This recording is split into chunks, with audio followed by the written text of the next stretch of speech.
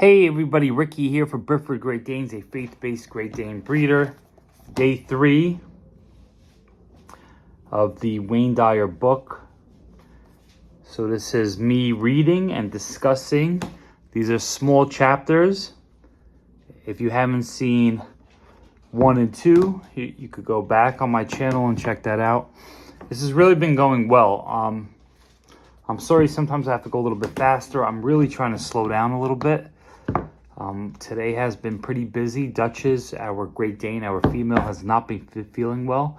We've been at the vet 3 times already this week. I just did another video on that. She seems to be in good spirits now. She's doing a lot better at the moment, so I'm praying because she means so much to me. So you could check that out as well. So, day 3 of this Wayne Dyer book. My buddy Wayne Dyer. My mentor, I often turn to him. And there's so many great videos on YouTube and stuff. So this is a good one, right? Basically, day 3 or chapter 3. These are just a couple pages. Don't die with your music still in you. All right, a little tea. All right, let's go. Khalil Gilbrand said, "When you are born, your work is placed in your heart." When you are born, your work is placed in your heart. So it's already there. And it's funny because like we always think we're doing stuff and a lot of times we'll, like I've said in other videos, we're following, because dad was a mechanic, I'm a mechanic, right? Or our family owns a pizzeria, so, I work in the pizzeria business. When you are born, your work is placed in your heart. So that's why a lot of people have like that burning desire, like I've always had. Like even though I did this or that, it was never quite right. And when you see people that are kind of floating around in life a little bit, right?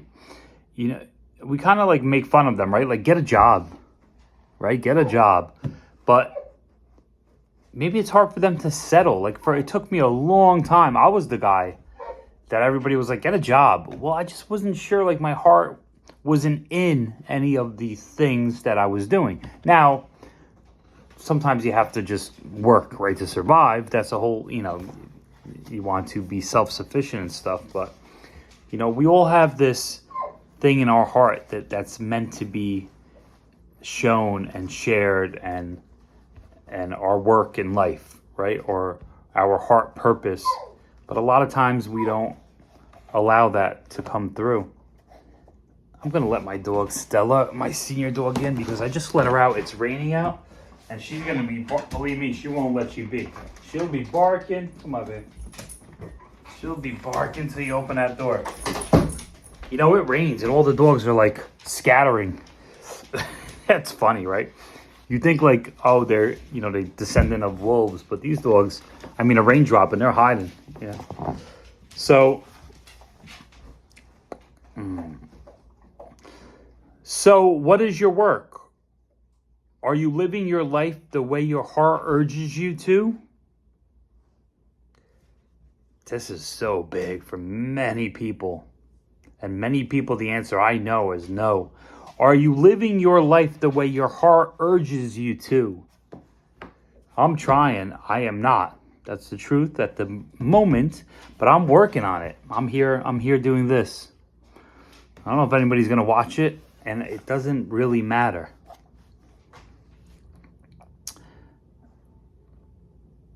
That's our topic for today. It says, the world you live in is an intelligent system and every moving part is coordinated by every other moving part. There's a universal life force that supports and orchestrates everything. I'm a true believer. There's something bigger moving the pieces around. We think we're doing stuff. BS. Everything's being done. And not on our time, but on the time it's supposed to happen. There's that orchestrates everything, right? It all works together in perfect harmony. You are one of those moving parts. You showed up here in the body you inhabit precisely on time. Your body will leave here with the same precision. You're an essential piece of this complex system. Here you are in this intelligent system that has no beginning and no end, in which all of the galaxies move in harmony with each other. You must have shown up here for a reason! Exclamation point. Like, everybody's been shown up here for a reason, but a lot of people move in like robots, right? Like, you ever go like in the city, or you go to a mall or something. I don't know. People are just like going to work. People moving around so robotically. They're not really being aware, right? It's called awareness. They're not paying attention to like what's going on around them. Okay, listen to your heart, which is a big, big, big one for me. And sometimes it's not so easy because your heart is here, your mind is here. So there's things going on in your mind, there's things going on in your ear, people talking to you.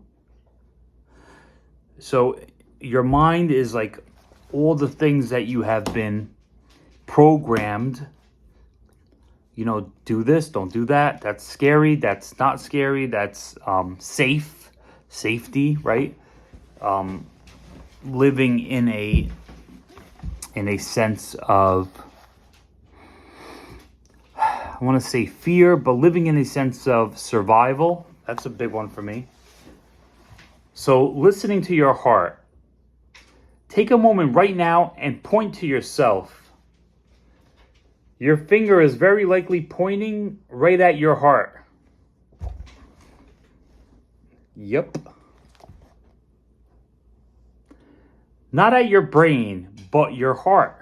You see where I went to earlier, showing you some examples, but I went to the heart. I've never read this, by the way. I know Wayne Dyer stuff, a lot of it, but I've never read this. We're doing this together. So you're pointed not at your brain, but your heart. This is who you are.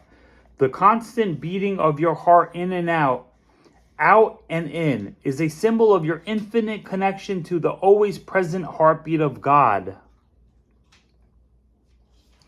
So you're beating as one with God, whatever that God is to you, or the universal intelligence.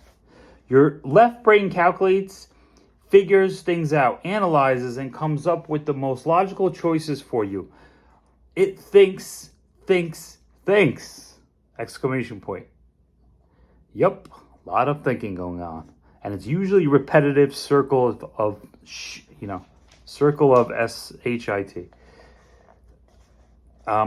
Your right brain represents your intuitive side. This is the part of you that goes beyond reason and analysis. It's the part of you that feels things that's sensitive to love, that's emotional about what's important to you. Your right brain allows you to tear up as you hold your right brain allows you to tear up as you hold your babies, or bask in the beauty of a glorious day. Your left brain can analyze it, while your right brain lets you feel it. Pick a situation. Ask yourself if what you know or what you feel is most important to you. Generally, what you'll take care of first depends on the situation and circumstances you're in. Your intellect can be figuring out exactly how you're supposed to act in a relationship when things are collapsing, or when they're rapturous. And then there are times when you feel will supersede what you know. Sorry. I'm doing my best, and it's okay. No editing.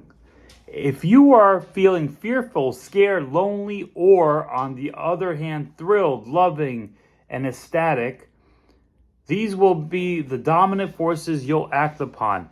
These are the times when your right brain is right. Your right brain will always lead you passionately to your purpose. See, I have to it's hard as I'm reading I need to go back. I'm actually going to go back, refresh 1, 2. We're doing day 3 today. But I need to for it to really sponge in. I usually do really well at listening to videos or people talk.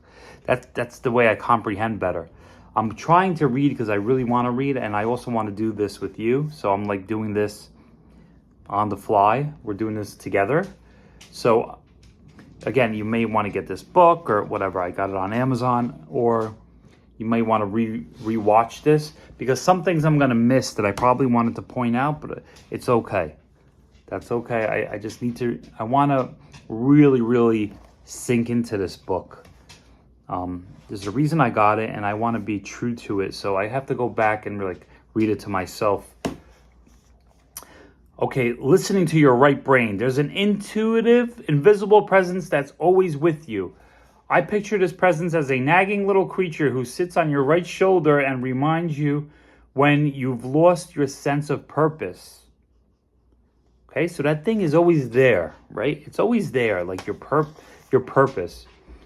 And it's gonna keep reminding you, and some people have it more than others. Like mine's relentless. Mine is exhausting, but in a good way. It's never settling. It's never, I haven't arrived yet, right? So it's always there's more for you, and you know that you're not living in your heart purpose. So let's do it. So this little fellow is your own death, urging you to get on with what you showed up here for, because you have only so many days to get it done. And then your body will be departing from this visit. Your invisible companion will prod you when you're spending another day doing what somebody else has dictated, if it's not a part of your passion in life.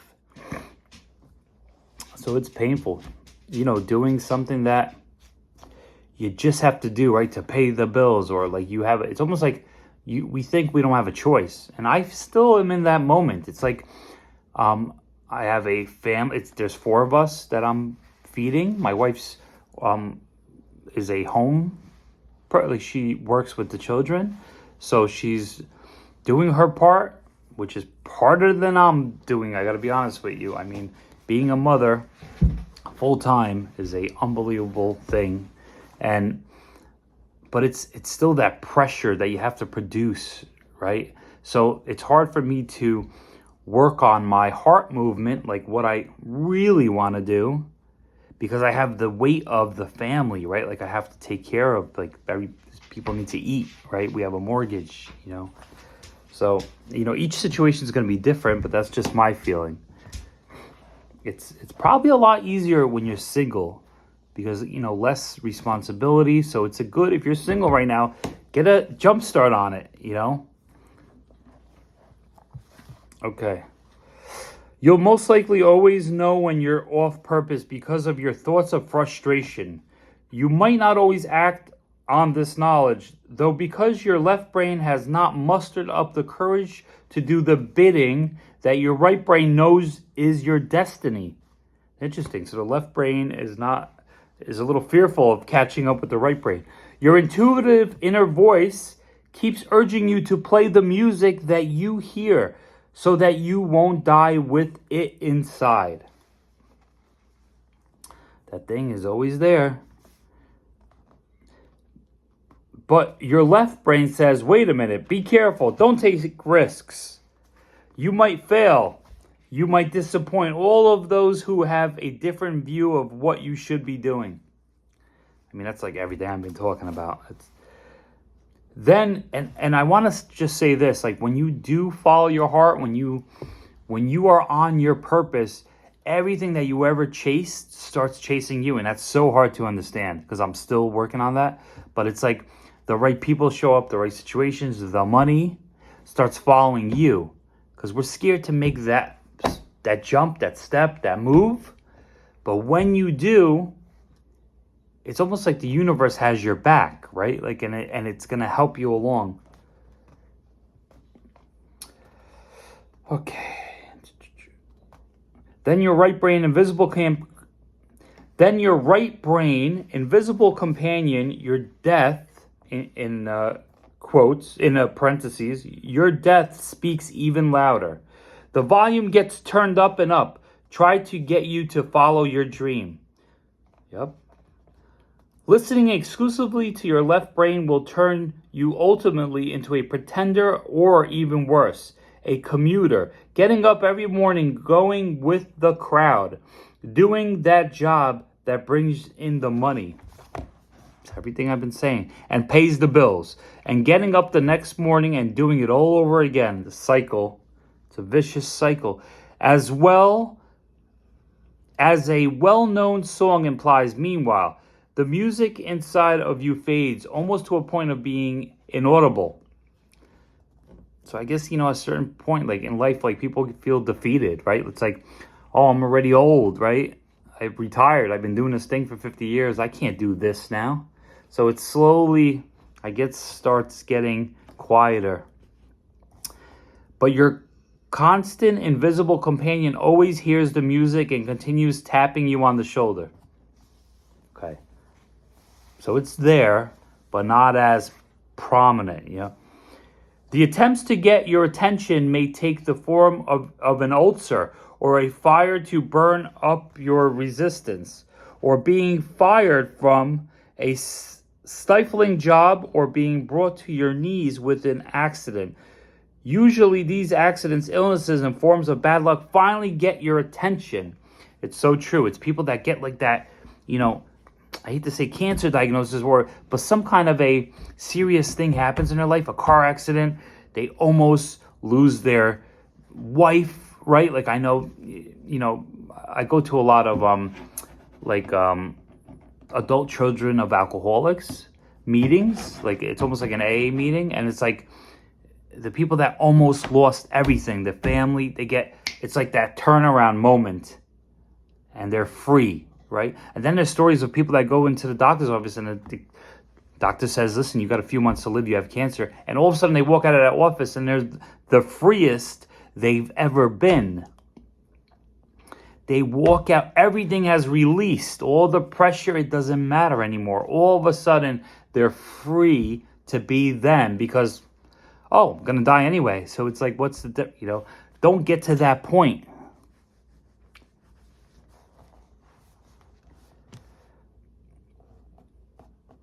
Some people end up like Leo Tolstoy's character, Ivan Ilyich, who anguished on his deathbed. What if my whole life has been wrong? A fearsome scene, I must say. Yeah, so I've heard the story about this man that was on his deathbed, and he said, what if my whole life was wrong? It's like getting to the point of that terminal cancer diagnosis or that terrible car accident. Let's not wait. Maybe you watching this is your call to action. You don't have to choose that faith.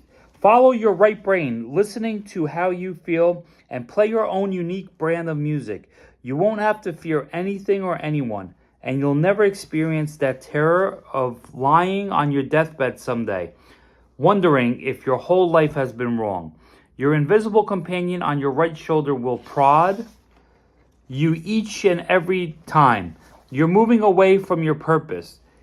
It makes you aware of your music. Listen to your invisible companion express the music that you hear, and ignore what everyone else around you thinks you should be doing. As Henry David Thoreau put it, if a man does not keep pace with his companions, perhaps it is because he hears a different drummer. So just because you're not kind of following the crowd or the herd, and you know what happens when you follow the herd, you step in, S-H-I-T. Let him step to the music he hears, however measured or far away. I'm going to read that again. I'm reading for me. Let him step to the music he hears, however measured or far away. So you may not be able to see it. It may be really, really distant. But step to it. Be willing to accept that others may even see you as having betrayed them, but you haven't betrayed your music, your purpose.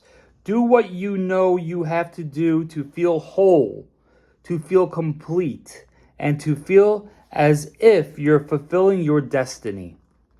You'll never be at peace if you don't get that music out and let it play. Don't die with that music still in you. Let's go. Whew. I gotta read that again. This is serious stuff. Man, does this like awaken your soul, your spirit? If you're having a bad day, go watch some of these videos or go get this, read this. This is good, and this is real. This is real, showing you how to do things. All right, tomorrow, day 4. Being passionate means taking risks. Yep. Gotta take risks. And also have to trust. Risk. I don't know if I love the word risk. I would probably, being passionate means taking risks. It's like, trusting. I want to kind of add the word trust in there, because if you're doing it, it means it's meant for you. So, following your heart, it could never be wrong. You just have to take the risk, but trust the movement. Trust it, even though you may not understand it. Sometimes I do things and I'm like, what am I doing? What am I doing these videos? What am I, like a lot of situations. But, there's something nudging me along. There's something bigger moving the pieces around. So, trust that. God bless.